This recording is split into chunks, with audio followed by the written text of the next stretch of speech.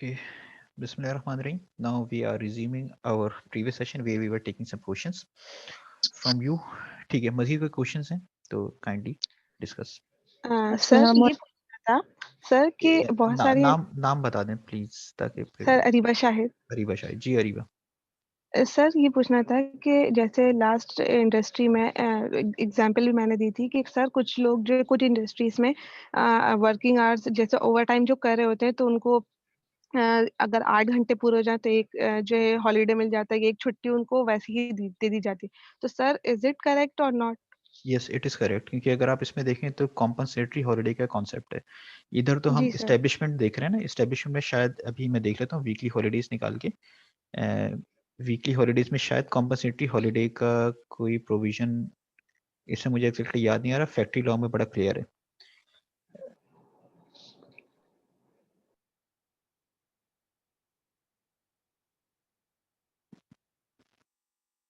नहीं, इसमें compensatory holiday का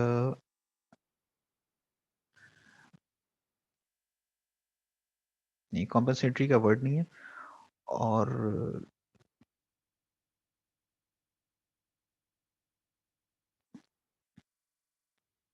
सेक्शन याद है आप लोगों को जहाँ पर ये वीकली और डेली आवर्स की बात है? डेली वीकली आवर्स हैं.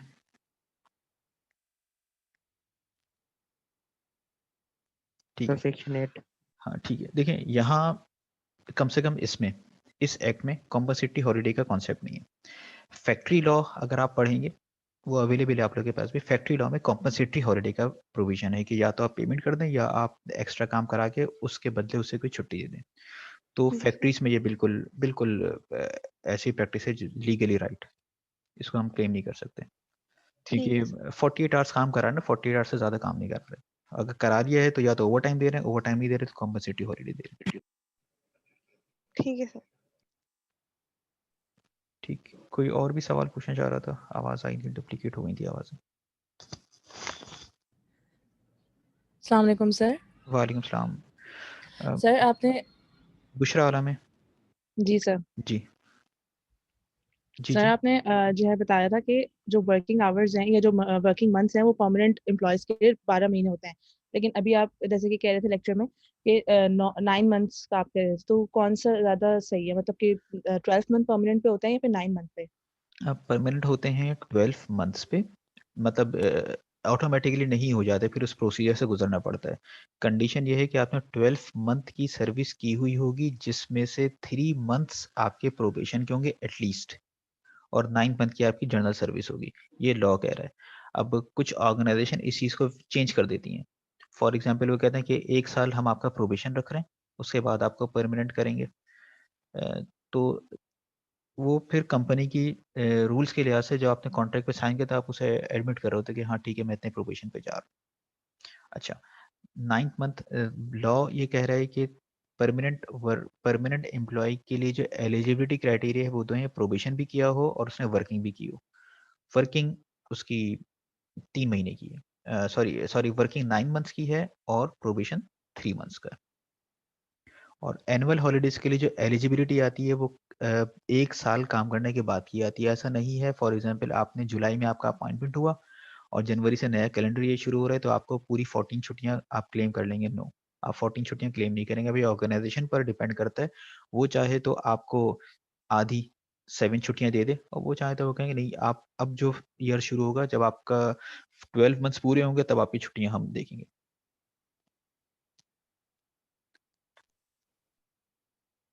ठीक है सर, ठीक है, थैंक यू.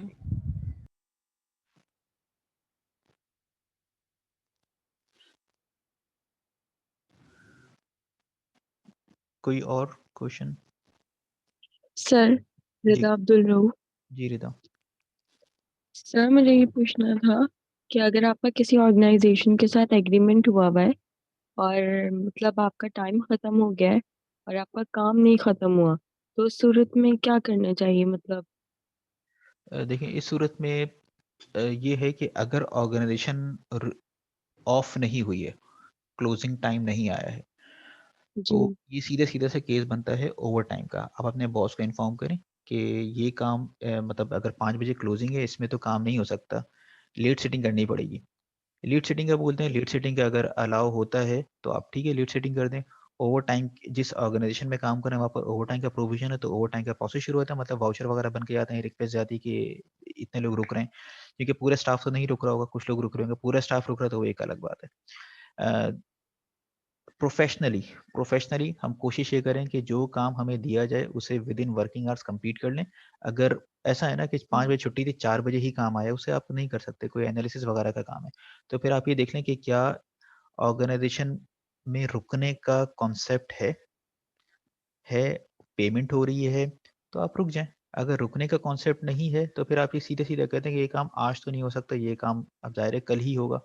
अगर इमरजेंसी एक आमतौर पर होता है ना कि आप सर्विसेज में हैं, किसी किस्म की कोई क्वेरी आई है जो 6-8 घंटे में आपको रिस्पॉन्ड करनी है, या कोई डॉक्यूमेंट आपने सबमिट किया तो उसमें करेक्शन आ गई है, करेक्ट करके आपको डेडलाइन पर है, डेडलाइन पर आपको मीट करना है, तब इसमें आपके रुकने के लिए फिर अरेंजमेंट्स भी की जाएंगी। इमरजेंसी है तो इमरजेंसी में आप अपने एम्प्लॉयर को परेशानी मत डालें, थोड़ा कॉपरेट कर लें। इमरजेंसी नहीं है तो फिर अपनी टर्म्स एंड कंडीशन पे बात करें। ओके।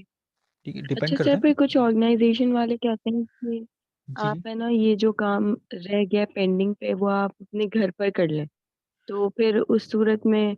उसमें ये होता है कि देखें उसमें ये वो वाला केस है जब ऑर्गेनाइजेशन 5 बजे के बाद बंद हो रही है, वो अपना बिजली व गैस इस तरीके के एक्सपेंसेस बचा रहे हैं, वो लीड सेटिंग नहीं कर रहे।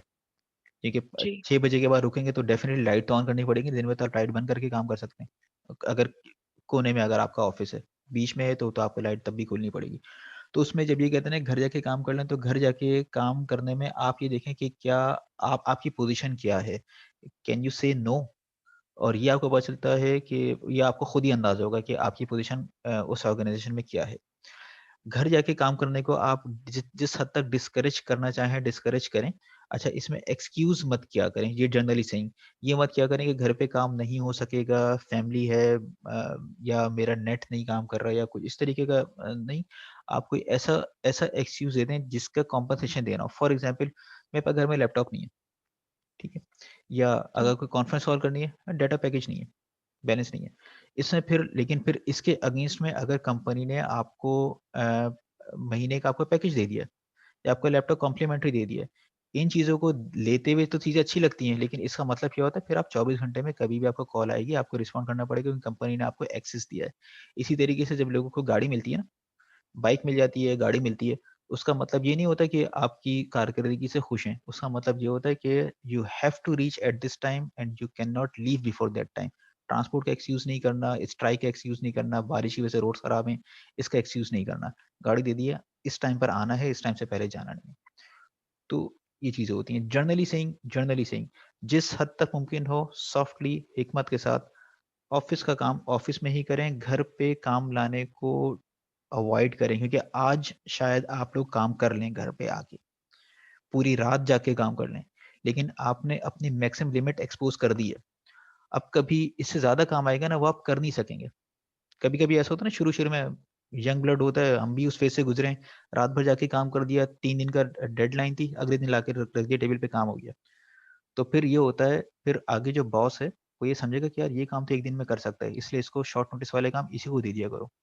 रिस्पॉन्सिबिलिटी नहीं है, रात में जाग सकता है, घर में भी काम कर सकता है, लैपटॉप भी नहीं माँग रहा, ये भी नहीं माँग रहा, दे दिया करो इसे काम। तो आप उसी सैलरी में ज़्यादा काम कर रहे होगे। ठीक है, फिर जो रिवॉर्ड मिलता है कि आप नज़रों में आते हो, प्रमोशन के लिए आपको कंसिडर किया जाता है, वो चीज़ें अलग हैं, एनालाइज़ आप खुद कर लेना। जनरली अगर आप स्टेबल पोज़ीशन पर आ गए हो, अवॉइड करना चाहिए।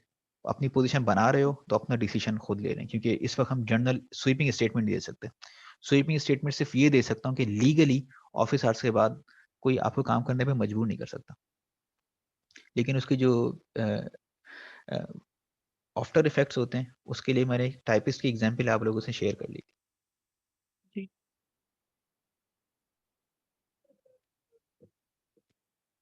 ठीक है, कोई और क्वेश्चन है तो ठीक है कर लें, वरना फिर हम टॉपिक चेंज करें।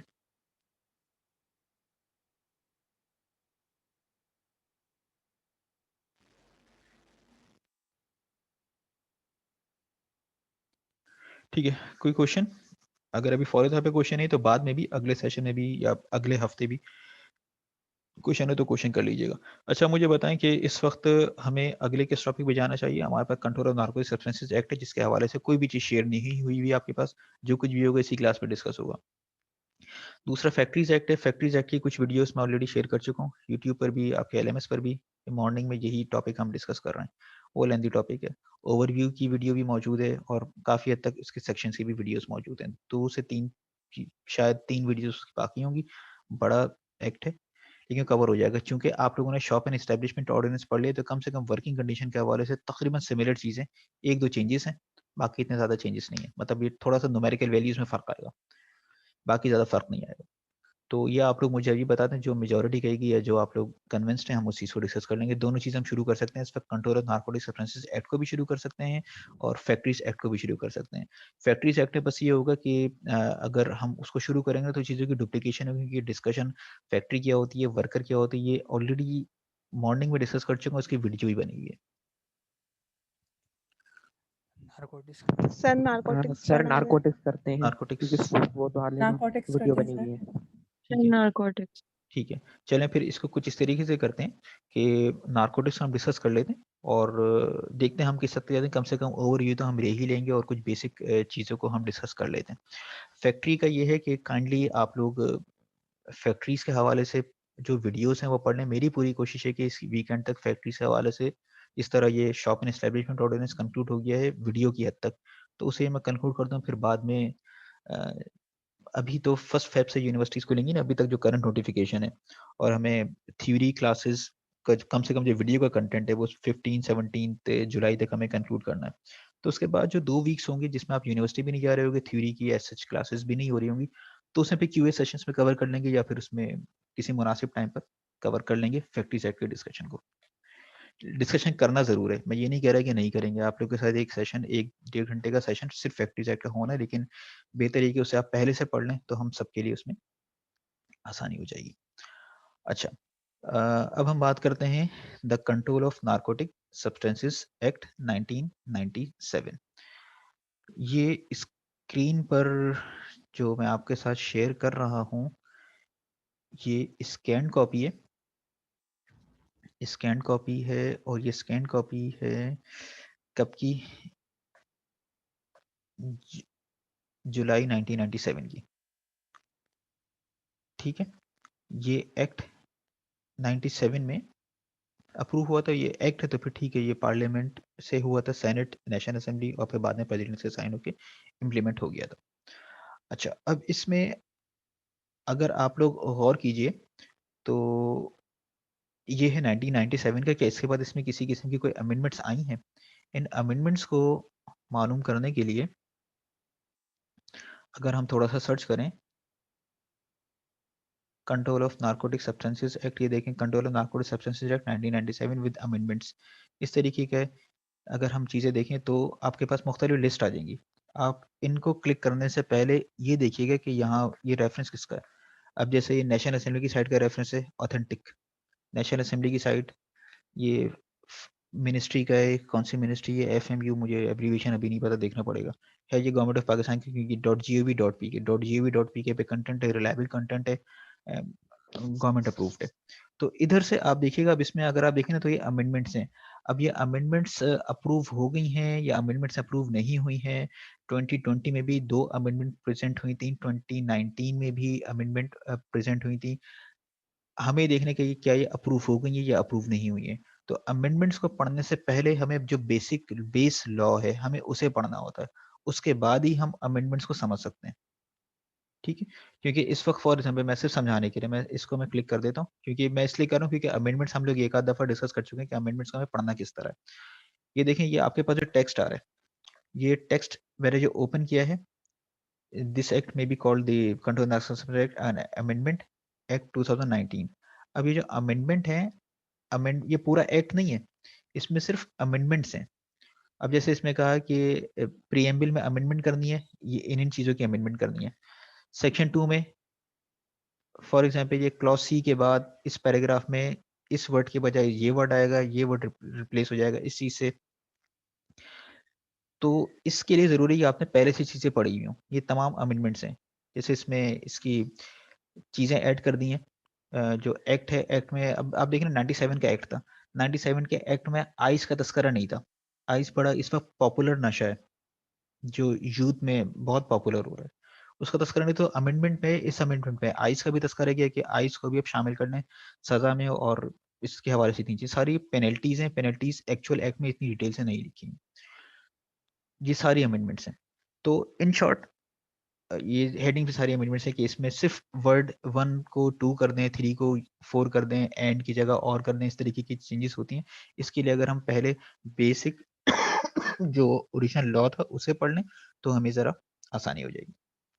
अच्छा, ये आपके सामने कॉपी है, ये जो आपके पास फार्मेसी मैनुअल है ना, शायद मैंने पिछले सेमेस्टर में शेयर किया था, उसके अंदर ये मौजूद होगा। पेज नंबर है 346। क्योंकि ये स्कैन कॉपी है, इसको हम सर्च नहीं कर सकेंगे, इसके किसी भी टेक्स्ट को आप सर्च करेंगे ना तो ये मिलेगा नहीं, तो ये मजबूरी है। बाकी आप नेशनल असेंबली की साइट से डाउनलोड कर लीजिएगा। मैं भी शायद, क्योंकि आई वॉज नॉट श्योर कि हमें क्या एक डिस्कस करना है, तो इसलिए मैंने डाउनलोड करके इसे रखा नहीं।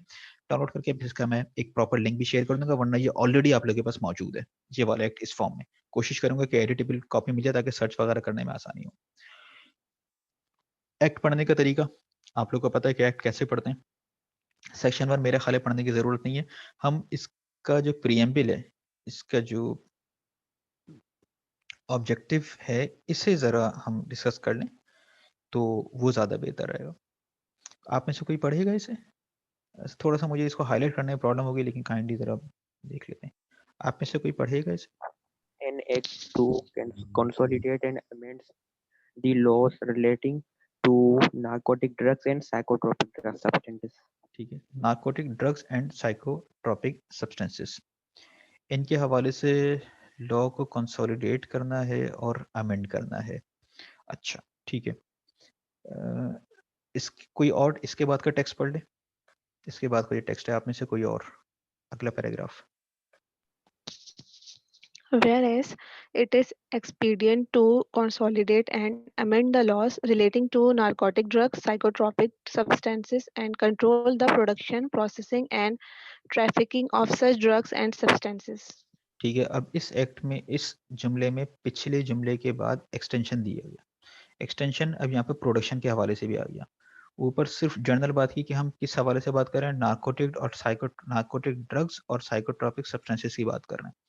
आगे फिर ये बताया कि नार्कोटिक ड्रग्स और साइकोट्रोपिक सब्सटेंसेस की प्रोडक्शन, प्रोसेसिंग और ट्रैफिकिंग, स्मगलिंग के हवाले से भी बात करेंगे।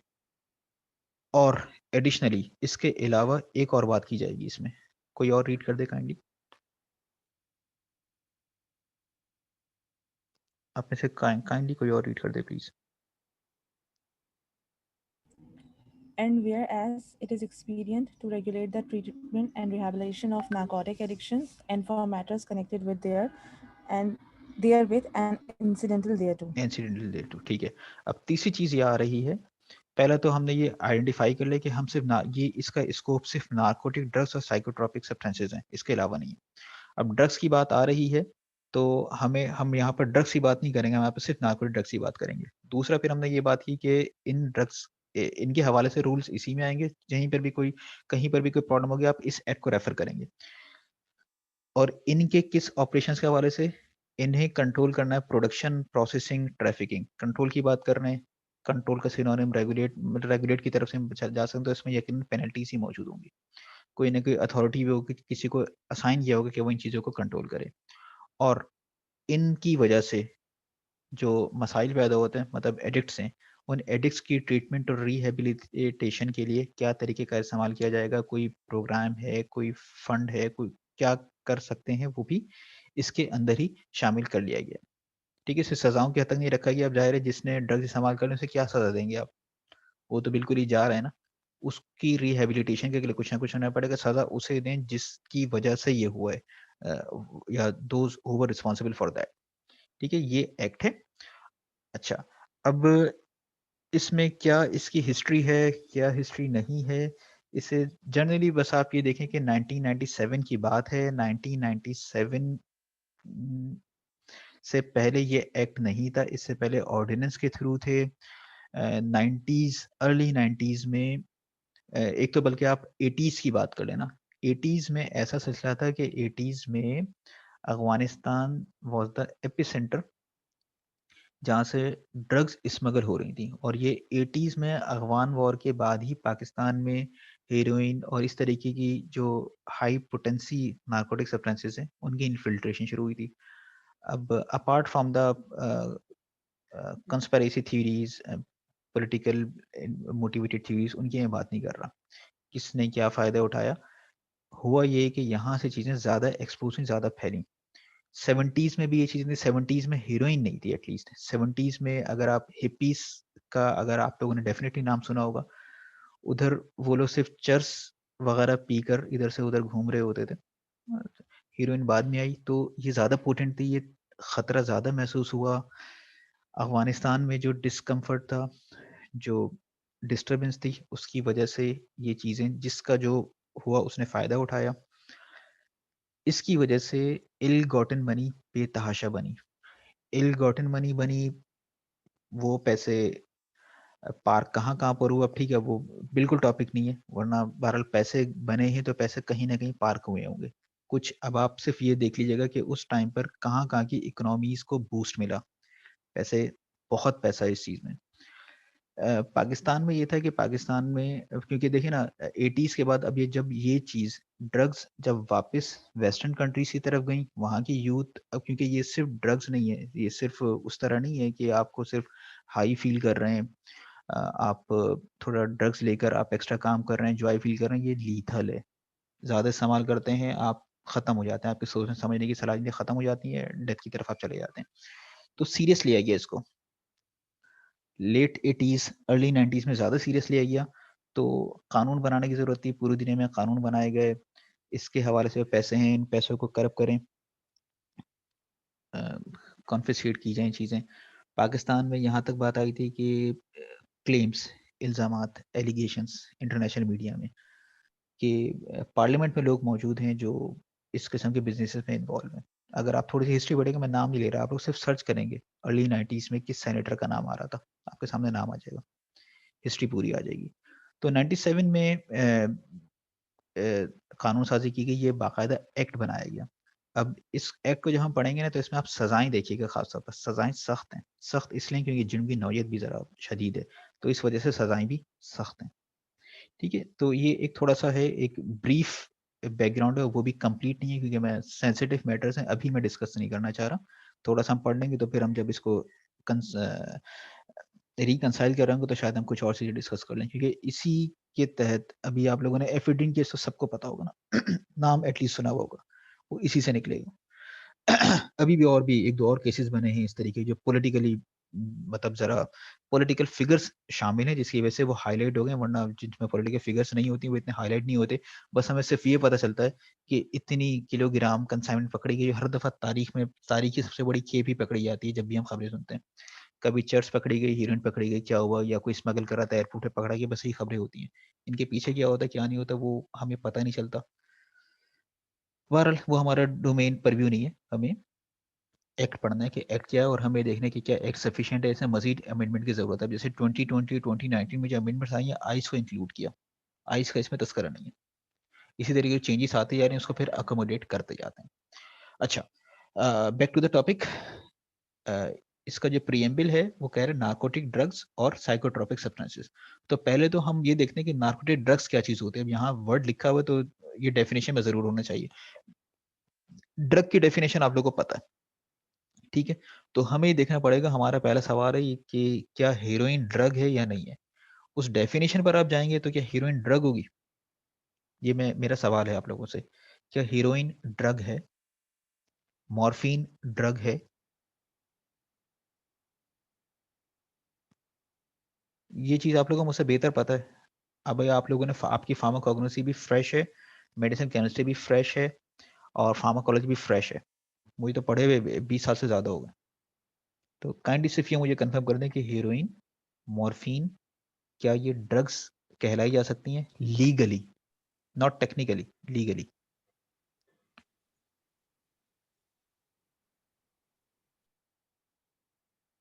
सर यूज की जाती हैं ये, ठीक है, तो ये हो सकता है कि ये चीज़ जो है वो कंसीडर की जा सके कि ड्रग्स में आ सके ये। ठीक है, क्योंकि अगर हम ड्रग की जो लीगल डेफिनेशन है उससे जो 5 डेफिनेशन 6 डेफिनेशन थी उन्हें अगर आप रिकॉल करें, क्योंकि हमने इतनी दफ़ा पढ़ी है कि वो कहीं ना कहीं जहन में, जिसने डिस्कस किया है, जहन में कहीं ना कहीं डेफिनेशन ज़रूर होगी। तो अगर हम उसे देख रहे हैं तो ड्रग की किसी न किसी डेफिनेशन पे फिट हो रहा है, क्योंकि जब हम वो बॉडी मतलब ऑर्गेनिक फंक्शंस के अल्टरिंग की बात हो रही होती है या मिटिगेशन की बात हो रही थी, कम से कम पेन तो रिलीफ करती है ना ये। पेन तो जी सर, तो जैसे मॉर्फिन ड्रग है एग्जैक्टली और एग्जैक्टली पेन ओपिएट रिसेप्टर्स भी वर्क करती है पेन के लिए, तो सर ये एग्जैक्टली डेफिनेशंस पे उतरती हैं। ठीक है, definitely they are drugs. Technically भी मॉर्फिन, अगर मैं स्पेसिफिकली मॉर्फिन की बात करूं, morphine, cocaine, heroin, they are drugs, both technically and legally. अच्छा, अब इसमें मसला ये होता है कि अगर ये लीगली आप इसको ड्रग की कैटेगरी में डालते तो फिर इस पर इनकी ट्रैफिकिंग या इनके यूज या इनकी प्रोडक्शन पर अप्लाई होता ड्रग एक्ट 1976। ड्रग एक्ट 1976 में सजाएं इतनी सख्त नहीं है, कॉन्फिस्केशन के कवानीन इतने क्लियर है नहीं, वहां पर आसानी से लोग निकल जाते हैं। तो इसलिए उन अलग टर्म लाई गई, सिर्फ नार्कोटिक सब्सटेंसेस नहीं, नार्कोटिक ड्रग्स, ये एक नई टर्म लाए। ठीक है, अब इससे डेफिनेशन में जरा हम ढूंढने की कोशिश करते हैं कि क्या नार्कोटिक सब्सटेंसेस के हवाले से कोई डेफिनेशन है। मिली आपको डेफिनेशन? ये रही। ठीक है, रीड कर सकते हैं कि मैं इसलिए कह रहा हूँ कि ये स्कैन कॉपी है, रीडेबल है ये? यस सर, रीडेबल है। ठीक है, सही है। अच्छा, अब यहाँ पर मुझे थोड़ा अगेन आप लोग की तरफ से असिस्टेंस चाहिए, कोई एक जरा से पढ़ दे, नार्कोटिक ड्रग किसे कहते हैं? Narcotic drug means coca leaves, cannabis, heroin, opium, poppy straw, and all manufactured drugs. ठीक है, अब इसका मतलब ये, अभी जो हमारा डिस्कशन था हमने ये कहा था कि क्या मॉर्फिन ड्रग है? Definitely it's a drug. Drug heroin drug है? Yes it's a drug. Cocaine drug है? Yes it's a drug, technically and legally. Narcotic drug का जब नाम दे दिया ना, तो नार्कोटिक ड्रग में हमने इस चीज को एक जगह ब्रैकेट कर दिया। किन चीजों को? इन चीजों को जिनके नाम अभी आपने लिए, कोका लीफ, कैनबिस, मतलब चर्च वगैरह, ये सब इसमें आ गए हैं। अब ये ड्रग के साथ साथ ये नार्कोटिक ड्रग है, अभी सिंपल ड्रग नहीं, अभी नार्कोटिक ड्रग है। अब इन चीजों पर ये एक्ट अप्लाई हो जाएगा। ठीक है, अब हमें कोका लीफ, अब कोका लीफ है, कोका सिर्फ लीफ की बात करेंगे, कैनबिस का क्या, कैनबिस का प्लांट है, कैनबिस के प्लांट का किस हिस्से को आप काउंट करेंगे? अब इन सब की डेफिनेशन हमें ढूंढनी पड़ेगी। जब लॉ पढ़ने का तरीका है ना, वो यही है कि अब हमें इन सब की डेफिनेशन ढूंढनी पड़ेगी। अब जैसे फॉर एग्जाम्पल ओपीएम की डेफिनेशन नीचे ही है, तो ओपीएम की डेफिनेशन हम डायरेक्ट लिख लेते हैं। ये देखें ना, ओपीएम की डेफिनेशन है, ये जो कर्सर है, कर्सर आपको नजर आ रहा है स्क्रीन पे? जी सर। Cursor Yes, sir. मुफर्त, ठीक है। ओपीएम, अब ओपीएम आप किसे कह रहे हैं? ओपीएम जो हमारे हमने जो पढ़ा है, हमने मॉर्फिन पढ़ी है। ठीक है, फार्मेसी में हमने मॉर्फिन पढ़ी है, ओपीएम को एज अ प्लांट हमने फार्माकोग्नोसी में डिस्कस किया है, और हमें पता है कि उसका जो एक्सिजुएट होता है, एक्सिजुएट से मॉर्फिन निकलती है। अब ओपीएम, पूरा ओपीएम आप कह रहे हैं कि ये नार्कोटिक ड्रग में आ रहा है। अब ओपीएम का मतलब क्या है, इसको देख लेते हैं। जैसे अब इसमें बात करें तो इसमें ये जो डेफिनेशंस हैं, मैं इसे हाईलाइट कर दूं। अब इसमें कह रहे हैं कि Poppy plant, opium Poppy plant के तमाम पार्ट्स, पॉपी स्ट्रॉ है, all parts of the poppy plant और इन दिस स्पीशीज, ये स्पीशी का नाम दे दिया, after moving other than the seed. मतलब इसके जो सीड्स हैं, इसके सीड को आप ओपियम की कैटेगरी में नहीं लेकर आएंगे। सीड के अलावा all parts of the poppy plant they will be considered as opium, और जब ओपीएम है तो ये नार्कोटिक ड्रग में आ रहा है। नार्कोटिक ड्रग में आ रहा है तो यू कांट कल्टिवेट इट। इसके सीड का क्या नाम है वैसे? कॉमनली घरों में होता है ये सीड,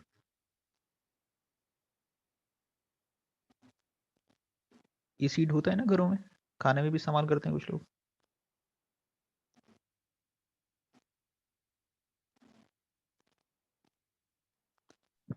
सर इस्तेमाल करते हैं पर अभी याद नहीं आ रहा। सर वो खशखश, पोपी सीड होता है जी। खशखश बोलते हैं ना उसे उर्दू में, या और भी कोई नाम होता होगा, मेरे जहन में यस यही सर, नाम है। खसखस। ठीक, यस सर। ठीक है। अब देखें यहाँ पर लिखा हुआ है कि ये other than the seeds, seeds आप इसे गमले में मत डालिएगा। गमले में डाल देंगे, प्लांट की कल्टीवेशन हो जाएगी, कल्टीवेशन होगी तो आगे प्रोहिबिशन भी है और पेनल्टी भी है। तो आप सीड यूज करें, seed is not a narcotic substance, लेकिन उस सीड को अपने प्लांट ग्रो कर रहे हैं तो वो नार्कोटिक सब्सटेंस की कैटेगरी में आ जाएगा। इसी तरीके से फिर प्लांट, फिर इसी की और एक्सटेंशन है इन्हीं डेफिनेशंस की, the spontaneous coagulated juice of capsules of Poppy. Poppy इसका जो निकल रहा है वो आप लोगों ने कॉग्नोसी में पढ़ा होगा, थोड़ा सा रिकॉल कर लीजिएगा। उसे भी अगर आपने क्रश करके उसका जूस निकाला है तो उसे भी, या उससे सिर्फ पॉपी को आप ट्रांसपोर्ट कर रहे हैं, ये सब ओपीएम की कैटेगरी में आ रहा है और ओपीएम नार्कोटिक ड्रग की कैटेगरी में आ रहा है। इसी तरीके से अगर आपने इस किसी किस्म का कोई मिक्सचर है जिसमें आप मॉर्फिन इस्तेमाल कर रहे हो और कंटेंट 0.2% से ज़्यादा है, इन शॉर्ट मतलब आप किसी भी मिक्सचर ऑफ सब्सटेंस से कोई ड्रग आप बना रहे हो, उसमें मॉर्फिन का कंटेंट 0.2% से कम है तो वो ओपीएम नहीं कहलाएगा। 0.2% से ज़्यादा उसका उसमें चीज़ें मौजूद हैं तो वो ओपीएम कहलाएगा। ओपीएम कहलाएगा तो नार्कोटिक ड्रग की कैटेगरी में चला जाएगा। ठीक है, तो इस तरीके से इन तमाम की डेफिनेशंस ग्रेजुअली पढ़नी है। अब जनरली इसको देख लेते हैं, कैनबिस को देख लेते हैं। कैनबिस की डेफिनेशन सी, कैनबिस, कैनबिस यहाँ पर है, ये तो कैनबिस प्लांट है, ये रहा cannabis. Clause D, clause D, cannabis hemp, cannabis resin charas. ठीक है, अब उसका रेजन चर्स कहला रहा है, जो कैनबिस है वो हेम्प है, गांजा। अब इसमें यह है कि जो चर्स है सेपरेटेड रेजन है, रेजन आपने सेपरेट कर दिया है, चाहे क्रूड हो, चाहे क्रूड हो या चाहे प्यूरिफाइड फॉर्म में हो, और कैनबिस प्लांट से आपने लिया है। और इसके अलावा हशीश ऑयल आप बना रहे हैं या लिक्विड हशीश बना रहे हैं, वो सब के सब कैनबिस में शामिल होंगी, और कैनबिस नार्कोटिक सब्सटेंस में नार्कोटिक ड्रग के तौर पर है। इसी तरीके से कैनबिस प्लांट का जो फ्लावर है, फ्लावरिंग टॉप है, सीड और लीव यहाँ पर भी छोड़ दिए क्योंकि उनमें ये चीज़ें मौजूद नहीं है, और जिससे रेजन नहीं निकला है, तो इसे भी फिर आप इसी कैटेगरी में लेकर जाएंगे। और अगेन ऐसा मिक्सचर विद और without neutral material of any of the above terms of cannabis any drink. ठीक, तो इसका मतलब क्या हुआ? इसका मतलब ये कि कैनबिस की डेफिनेशन आ गई। कैनबिस की जब आप बात करें तो फिर आपके सामने 2 से 3 चीज़ें आ रही हैं। एक हेम्प का तस्करा आ रहा है, और चर्च का तस्करा आ रहा है, और हशीश का तस्करा आ रहा है। ये 3 चीज़ें, प्लांट सेम प्लांट, 3 चीज़ें। अब किस किस फॉर्म में कब कब कौन सी चीज़ आ रही है, हशीश आप किसे कह रहे हैं, चर्च किसे कह रहे हैं, हेम्प किसे कह रहे हैं, ये थोड़ा सा आप लोग अलग से देख लीजिएगा। बस एक बात तय है कि लॉ में टर्म इस्तेमाल हो रही है कैनबिस, और कैनबिस के अंदर 3 टर्म्स हैं, हेम्प, चर्च और हशीश। जिस फॉर्म में भी होगा, क्रूड फॉर्म में, प्यूरिफाइड फॉर्म में हो, ये कंसीडर किया जाएगा as narcotic substance, and you have to be careful about it. मतलब अगर आप कोई हशीश ऑयल आप बेच रहे हो रिटेल ड्रग स्टोर पे, हशीश ऑयल बेच रहे हो, it means you are actually dealing with the narcotic drug. और अब आपने जो अमेंडेड रूल्स पढ़े होंगे, सिंध ड्रग रूल्स 2010 के, उसमें तब सब लाइसेंस अलग मिलता है ना, एक अलग से लाइसेंस मिलता है नार्कोटिक सब्सटेंसेस का। आप सेल कर सकते हो, लेकिन उसकी फिर आपको रिक्वायरमेंट पूरी करनी पड़ेगी। इसी तरीके से बाकी और क्या क्या है उसमें, कोका लीव है शायद, कोका लीव का तस्करा है, यस और नो बता दें क्योंकि ये तो बिल्कुल जो है ना, यस सर। ठीक है, ठीक है। नार्कोटिक सब्सटेंस की डेफिनेशन को बिल्कुल आप फिंगर टिप्स पे लेकर आ जाएं कि क्या क्या चीज़ें उसके अंदर मौजूद हैं, क्या क्या चीज़ें मौजूद हैं। अभी स्क्रीन पर देखे बगैर अगर आप लोग रिकॉल कर सकें, सीक्वेंस ज़रूरी नहीं है, बस रिकॉल करा दें आप। सर कैनबिस है, और कैनबिस हो गया, ओपियम है, ओपीएम है, हीरोइन है, हीरोइन हो गई, और सर एक पॉपी, हाँ पॉपी स्ट्रॉ है। पॉपी स्ट्रॉ है, मतलब वही ओपीएम में आ जाएगा ना। ठीक है, सही है, जी पॉपी सर, स्ट्रॉ अलग ओपीएम में। लिखा हुआ है, वैसे वो अलग लिखा हुआ है। ठीक है, ये 3 जी से सर। 4 अब जरा सामने पर कर लेते हैं ताकि कभी भूल जाए ना तो हमें जहन में रहे कि कितनी चीजें हैं। नार्कोटिक ड्रग में Coca leave 1, cannabis 2, heroine 3, opium 4, Poppy straw 5, और इससे बनने वाले तमाम ड्रग्स ये नार्कोटिक है। ठीक है, तो अब आप, क्योंकि अब वर्ड टू वर्ड पढ़ने की जरूरत नहीं है, 1 से 2 डेफिनेशन हमें डिस्कस करने की किस तरीके से हमें देखना है, तो बाकी जो डेफिनेशन है ये आप लोग खुद देख लेंगे, इसमें किसी किस्म का कोई मसला नहीं है। हीरोइन बड़ा स्पेसिफिक है, हीरोइन तो कॉमन नेम हो गया ना, इसलिए कॉमन नेम इस्तेमाल कर लिया। इसका वैसे केमिकल नेम याद है आप लोगों को? ये पूछ नहीं रहा, वैसे जनरली कह रहा हूँ। मॉर्फिन से डेरिवेटाइजेशन होती है ना, मॉर्फिन है, मॉर्फिन की आप पता नहीं कोई मिथाइलेशन करते हैं या एसिटाइलेशन करते हैं, फिर एक बनता है कोडीन, थीबेन, और फिर ऐसा ही कोई सिलसिला है। इसे भी रिकॉल कर लीजिएगा, just for your general knowledge, not from the examination point of view. अच्छा, इसके बाद फिर हम नार्कोटिक ड्रग्स के बाद फिर एक और चीज थी दो चीजों की हम बात कर रहे थे ना, narcotic drugs and psychotropic substances. अब ये साइकोट्रॉपिक सब्सटेंसेस क्या होते हैं, डेफिनेशन में देखते हैं। There must be a definition. Clause ZA, psychotropic substance. Psychotropic substance किसे कह रहे हैं, इसका इन्होंने कह दिया है कि साइकोट्रॉपिक सब्सटेंसेस हर उस सब्सटेंस को बोल रहे हैं जो कि इस शेड्यूल, इस एक्ट के शेड्यूल में शामिल होगा, और उस शेड्यूल में जो मतलब एक लिस्ट है, टेबल है, उसको फेडरल गवर्नमेंट अमेंड कर सकती है, मतलब उसमें चेंजेस वगैरह ला सकते हैं। तो इस एक्ट के आखिर में देखने की कोशिश करते हैं क्या इस कॉपी में शेड्यूल मौजूद है या नहीं, कोशिश करते हैं। ठीक है, हियर यू गो। ये देखें, अभी हमने जो ZA पढ़ा था, सेक्शन 2 का ZA, उसी का रेफरेंस दिया, उसके रेफरेंस उसमें इस सेक्शन में जो अभी हमने स्क्रीन पे देखा था, उसमें जो शेड्यूल की बात की है वो शेड्यूल यहाँ पर है, psychotropic substances.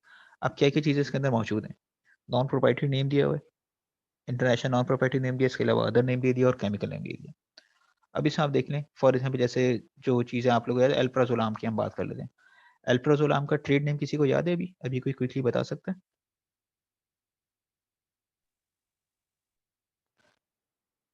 Brand name market में किस नाम से ड्रग मौजूद है? एल्प्राजोलाम का बता दें, ब्रोमाज़ेपाम का बता दें। सर जेनेक्स है एल्प्राजोलाम ठीक है, तो। ठीक है, सही है। इसी तरीके से आप ये देखेंगे कि अब आप लोगों को पता चल गया ना कि किस किस्म की ड्रग्स इसमें साइकोट्रॉपिक सब्सटेंसेस आप कह रहे होते हैं। ये पूरी लिस्ट है, एक मिनट में ज़रा एक दो और चीज़ें दिखाना चाह रहा हूँ अगर ये आ जाए। डी में डायज़ेपाम देख सकते हैं आप लोग, इट्स अ साइकोट्रॉपिक सब्सटेंस। ठीक है, अब आप मामले की ग्रेविटी को देखें, आप और मैं, हम में से हर एक अभी जाके मोहल्ले की दुकान से डायज़ेपाम ला सकता है, यस कर सर। सकते कर सकते हैं ना। ठीक है, और ये एक्ट कितना स्ट्रॉन्ग है जब हम अभी पढ़ेंगे इसे, और तो हमें इस मामले का अंदाजा होगा। डायज़ेपाम से हर एक वाकिफ होता है, और आमतौर पर वो होता है ना कि खुदकुशी कर ली, नींद की गोलियां खा के खुदकुशी कर ली। ये मतलब जो नॉवेल्स की जो वर्डिंग्स होती है ना, जो नॉन टेक्निकल लोग होते हैं वो यही चीज़ें तो लिखते हैं, अखबारों में भी यही चीज़ आता है कि नींद की गोलियां ज़्यादा खा रही हैं, खुदकुशी करने की कोशिश की गई। इसमें क्या होता है, डायज़ेपाम आमतौर पर मिल जाता है, जेनिक्स लोग खा लेते हैं समझते हैं कि मर जाएंगे, मर के भी चैन ना पाया तो किधर जाएंगे, वो जहन में नहीं रहता। बहरहाल ये लिस्ट है, मीटिंग का टाइम एंड हो रहा है और मैं लिंक एक और शेयर कर रहा हूँ, एक नज़र इस पे देख लीजिएगा। हम इसे वहीं से रिज्यूम करेंगे और अगला जो सेशन होगा बस वही आखिरी सेशन होगा, और इसमें हम जिस हद तक जा सकेंगे जाने की कोशिश करेंगे, ओवरव्यू या जो भी चीज़ हम लेने की कोशिश करेंगे वैसे करते हैं। ठीक है, मैं इसे डिस्कनेक्ट कर रहा हूँ, फिर रिज्यूम करते हैं इंशाल्लाह।